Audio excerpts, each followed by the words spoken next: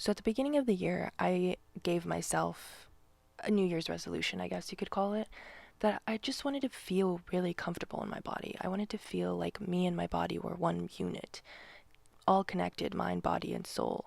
And at some point, it got triggered in my brain that it is May, almost June, and I have done nothing to feel better in my body, to love my body. I haven't done any new practices, I haven't read any new books. And how do I expect any change? And how do I expect myself to feel connected to my body when I'm just doing the same old stuff? And I understand that radically reclaiming my body is definitely going to be a journey, and there were definitely going to be ups and downs. But I guess here's just the start. Cheers, babes. We're in the villa. I'm just kidding. I don't even watch Love Island, but we are in Southern California, and I could not be more ecstatic about that. But it's also been a whirlwind of emotion and just so exhausting. Hello YouTube world, it's Mara and welcome back to my channel, or welcome to my channel if this is your first time watching me. Thank you for sticking around. I really appreciate it. Ironically enough, I tried earlier this week to film this video. I went to the beach, I filmed in public, and I hated all of the footage, so... But you know what? It's good exposure therapy for filming in public and just learning to not give a fuck. Let's talk about our bodies. Oh my gosh, it's so complex and complicated, and there's so much programming around our bodies and honestly even the stories that we tell ourselves. So I'm so aware that this is going to be like a journey to reclaim my body. It's not just going to happen like overnight, fixed, everything's all great. No, but we have to start somewhere. So honestly, I feel like now I'm remembering what triggered this entire scenario of me wanting to reclaim my body. It was the last rave I went to. I'll get more into detail about it later, but the last rave I went to, I was just dancing and feeling so free, and I felt so connected to myself, and I was just like, there has to be a better, more practical way to feel like this on a day-to-day basis. And then so I immediately like connected that to sensuality and being more sensual in my day-to-day life. And of course, because things are never just simple with me, that like turned into like this deep video of like deconstructing all the programming around my body. Because when I initially thought this was just a video about sensuality, I watched Maddie Drosbeck's video on sensuality, and she began her video with asking the question of like what makes people feel disconnected from their bodies. And she gives off like being sick or having an infection, and I was like, yeah, those things do make me feel disconnected from my body. But I was having this like deeper realization of like, I genuinely don't think I have felt that innate deep connection with my body since I realized I had a body. And then you start going through puberty, so changes start happening, and then I don't think I've ever felt comfortable in my body since before puberty. And I was just like, that's actually fucking insane. Anyway, apart from Maddie's video that like enlightened me to this disconnection in my body, I decided to read the book Fuck Like a Goddess by Alexandra Roxo to understand like where this disconnect was coming from. And she explained it so well, where she was like, your brain is almost like the internet browser. So whatever you use, Google Chrome, Safari, and then we have all of these tabs open with like the programming surrounding our body. So it's like maybe you have one that's your body's not good enough, and maybe you have one that's like I don't know, something around surrounding weight, and then maybe you have one surrounding on your inability to do something. So how are you ever fully supposed to feel connected when you're with your body when you have all of these tabs open telling you these underlying beliefs and stories that you need to follow up on instead of just being present with your body? And I was like, wow, that is actually so fucking true. And then there's also that like added layer of just being aware that women's bodies have been homes of like sexual violence and war for an insanely long period of time, and it's still going on today. It hasn't stopped. And it's like that added shame. So for me, it's like, how am I ever supposed to feel good about my body when I have all of those tabs open with my own programming, and then this more like deeper, darker overall programming that society has given us? And it just felt like an impossible task. But it also made so much sense in my brain of like why I've never felt fully connected with my body.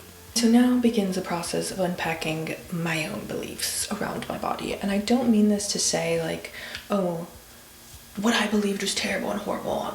No, okay, this is just my personal experience and how my mind is changing and adapting around things that I learned that maybe I don't feel like serve me anymore. I also say that to say that our relationship and beliefs around our bodies are usually taught and usually by our parents or society. And I say that to say that I give my parents so much grace because they were just passing down what they thought was right. And as an adult, it is literally my job to reevaluate those beliefs and see if they still serve me. So that being said, I grew up in a very strict Mexican Catholic traditional value home. We went to church very consistently, like every Sunday, until I was like 11 or 12, to be honest. But that being said, I feel like the rhetoric around women's bodies in a household like that was usually pretty shameful for me. I feel like I was taught to hate my body at a very young age and that my body was sinful. Like there was something innately wrong with just having a woman's body because it was deemed as like bad, and sinful is just the word that keeps popping up into my brain that I so heavily ingrained as a child. So then I took this to therapy. And you guys know my girl Nora. She asked me to reflect on like what my mom's relationship was with her body. And I don't mean to call her out, but I know my mom has never fully felt comfortable in her body,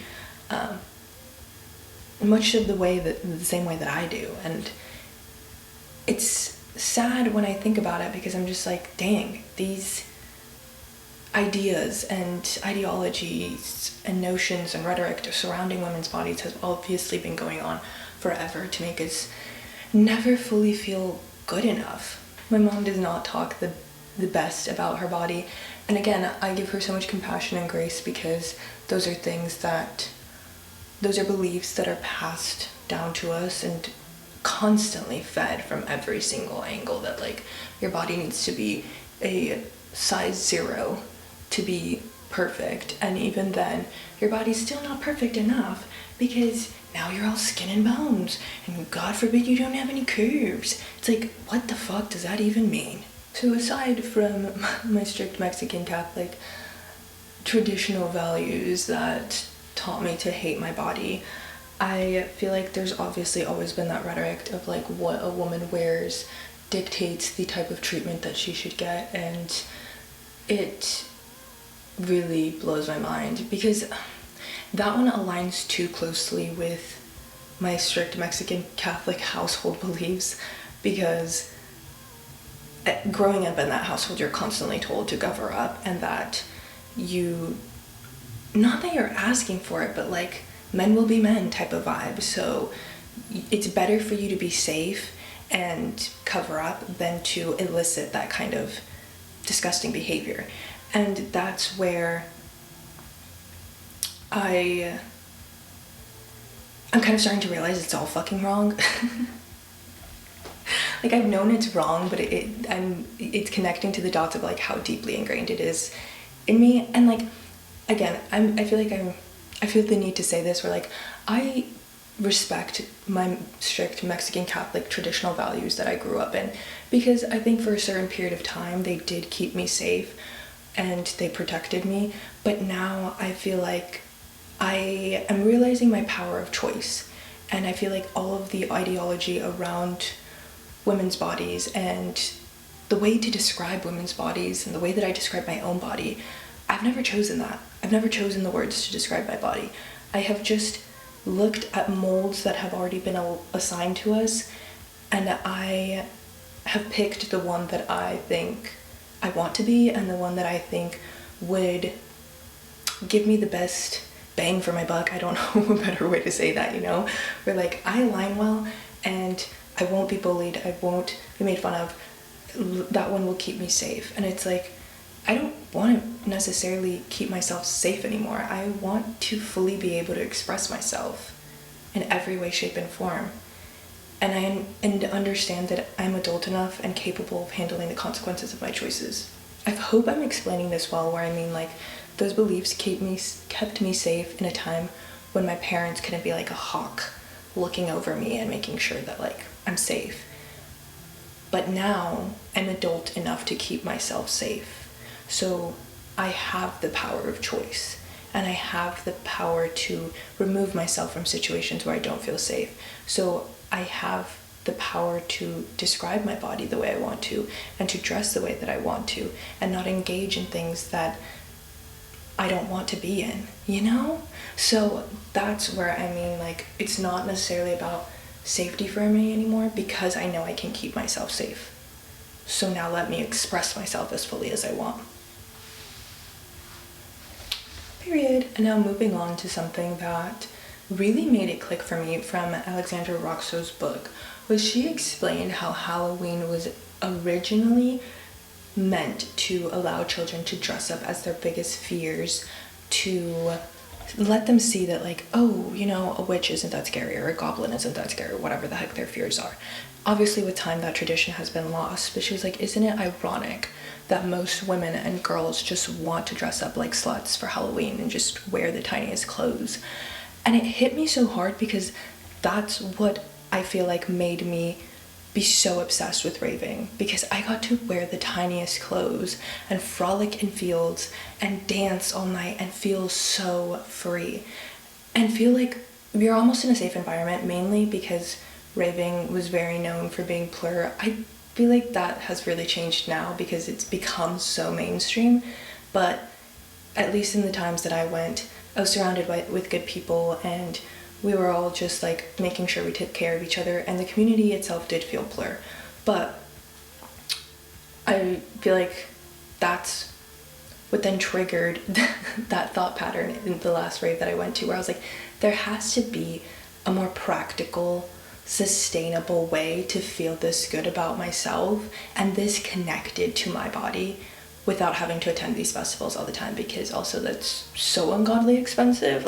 Like, can't do it. Also, I feel like I'm definitely getting to the age where, like, I just don't want to be out past like midnight. Like, no thank you. I'm tired. I want to go home. I want to take off my makeup. I want to be in a really comfortable bed and watch some YouTube or a movie and knock out. Like, I don't know, I'm just definitely getting to that age. So then that brings me to the wild woman wound. And I feel like I have heard that, like, wound and trauma in the spiritual community, but I never really got it. I just kind of was like, okay, cool, yeah, we all have a wild woman within us. Let her hair down, let her play. Like, I didn't really know what the fuck that meant. And like, now I fully feel like the way that I'm internalizing it is the fact that, like, I have this wild woman within me that wants to be free, but freedom obviously looks so different to every person. And to me, that looks like a woman so secure in herself, doesn't doubt herself for a second, goes after what she wants. And yeah, maybe I have a motorcycle. I'm just like, I really do want a motorcycle. For me, it more so lies in the way that I carry myself and just being so connected in my body, like so connected to my body. And that's what the wild woman looks like to me. Oozes confidence, oozes like life force energy. Like, I don't know if you guys can tell when you are ovulating. I can tell when I'm ovulating. I just feel so good in my body. And granted, I feel like when, as women with cycles, and when you're bleeding, you're not going to feel great about yourself. But when I'm not bleeding, I want to feel so connected and so deeply present in my body. And for real, I'm about to call myself out about it, because I used to be a hater of these women. I feel like I would see women that represented this freedom to me on social media, and I would just be jealous. I'd be jealous. Be like, how the fuck are they out here like allowed to be so free. Like that's literally the way I thought about it. Like how are they out here allowed to be so free and I'm not? And I couldn't understand. And I'm never ever, and I probably will never be the type of person to send people like hate over social media. I think that's really pointless. I always just am like, if you're jealous or hating, it's probably because that person has something you want. But at the moment in time when I was like hating on women that represented this freedom, I didn't understand what they represented to me that I wanted. I was like, clearly I'm jealous for a reason, but why?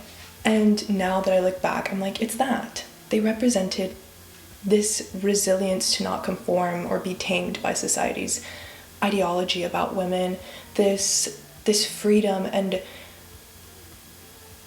this allowance to allow themselves to fully express themselves without caring what the repercussions of that expression is, because they cared more about allowing themselves to express themselves than the negativity and critiques that they would get. And that's so fucking powerful. My point being with that, though, of calling myself out, was the fact that I was so incredibly jealous because I thought that this allowance and this freedom and resilience to be untamed wasn't available to me. I thought I couldn't have it because I was just not good enough. I don't know. I was just like, I'm not her. I'm not her. And that's why I thought like I could never feel as free. I could never feel as good in my body. I could never feel as ethereal in my own skin. And it was like, no, that's actually not true. It's gonna take you some work to get there, but that is totally available to you right now in this moment. And to everybody else. We just have to close all of those fucking tabs open with the programming that has been ingrained in us, which is a lot easier said than done, but it's a journey. Originally, I had no idea what the fuck I was gonna say here because I honestly just really like this montage of me getting dressed. But I feel like as I reflect and sit here about what it means to be a woman, I feel like the more it just makes sense in my brain that a woman means whatever the fuck you want it to mean. Like, in a world where we are constantly told what to be and how to act, and woman is defined for us, I feel like taking back my power and just me setting the parameters on what it feels and is and means to be a woman feels so good to me. And no one's gonna tell me shit because they don't walk a day in my shoes. And I know that's easier said than done, but I'm so here for that journey. We are in what is my real room right now. Moving boxes galore, so bear with me. Also, I just came back from an apartment viewing and don't think I'm gonna take it, but anyway, back to this. So the point being, so what's next? And really that's kind of where I felt like I was stumped for a little bit, where I was just like, okay, now that I'm aware of all of this programming, what's next? And that's where I begin radically reclaiming my body. And that's gonna look completely different to everybody. I think for me right now, I'm in a step of awareness and stepping into my power of choice. Like, I have the power to choose new thoughts. I have the power to instill new beliefs in myself. I'm one, just me, in myself. And I have the power to go explore new modalities and new forms of movement that help me feel connected to my body. I feel like initially I had thought that, I don't know, just wanting to speed up the process and the journey of radically reclaiming my body. And this past week, just being here, being out of my comfort zone, being in a different environment. It's new. It's old but new in the sense that, like, it's not like I can just plop myself back in to where I was 2 years ago before I moved out. It's like, it's home but in a different way. Anyway, what I'm trying to say is that this discomfort that I'm in also helped me realize that, like, this is a journey and I'm not going to just be able to radically reclaim my body overnight. There's gonna be days where I fully feel like I can step into my power and wear whatever the fuck I want and not let anyone question me about it. And there's gonna be days where I have very difficult body image issues days where I have very difficult body image issues. Yeah, I don't know why my brain was like wanting to add days at the end of that again. No, just having days where I have very difficult body image issues. And that's okay, and giving myself grace in those moments. And I think the biggest thing for me right now is awareness of my thoughts. And Alexandra Roxo wrote about this incredible way to radically reclaim your body, and it's actually really hard. I tried it the other day. It's to fully be present in your body. And I feel like the way she explained it, the way she was saying how 99% of the time we are doing at least 3 things at once. We'll be walking on the treadmill, scrolling Instagram, and like chatting with our friend at the same time. And it's like, how are you ever going to fully connect with your body if you are constantly multitasking? And so the other day when I went to the beach and I was trying to film this at the beach, I went to get coffee first, and I forced myself to not have any music in my ears, to not pull out my phone when I was feeling uncomfortable.